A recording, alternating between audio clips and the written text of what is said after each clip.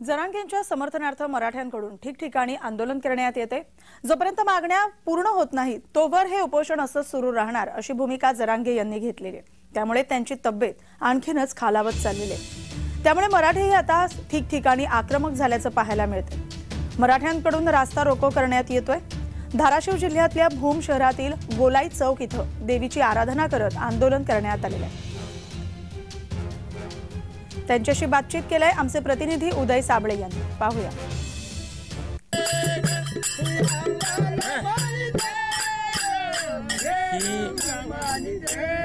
ही आराध्याची गाणी सुरू आहे ती मराठा आंदोलनामध्ये। भूम शहरात मराठा समाजाकडून ठिय्या आंदोलन करण्यात येत आहे। सकल मराठा समाजाकडून हे आंदोलन करण्यात येते आणि कालपासून हे आंदोलन करण्यात येते। अगदी कालपासून हे आंदोलक आजही रस्त्यावर बसलेले आहेत। आपल्या सोबत आंदोलक आहेत। मला सांगा की कशासाठी करते आंदोलन? हे मराठा आरक्षण मिळण्यासाठी। आराध्याची गाणी कशासाठी? मराठा आरक्षण मिळण्यासाठी। आराध्याची गाणी कशासाठी? करमणूक नाही, मराठा आरक्षण मिळण्यासाठी।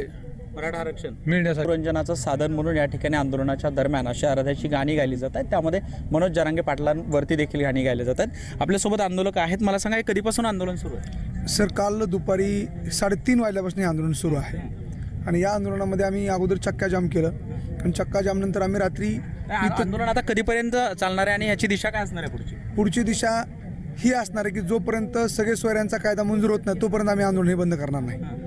आणि मनोज जरांगे पाटलांची तब्येत आता प्रचंड ढासळत चाललेली आहे आणि म्हणून त्यांची तब्येत ढासळत असताना सरकार अतिशय निष्क्रियपणे वागत आहे आणि म्हणून सरकारने असे चक्काजामच्या माध्यमातून आम्ही जे आंदोलन करतो, सरकारनं जे अधिवेशन घेणार आहेत ते अधिवेशन तात्काळ घ्यावं, त्वरित घ्यावं। कारण सरकारने आम्हाला 16 तारखेला अधिवेशन घेतो म्हणून सांगितलं होतं। ते अधिवेशन त्यांनी परत 20 तारखेवर ढकललं।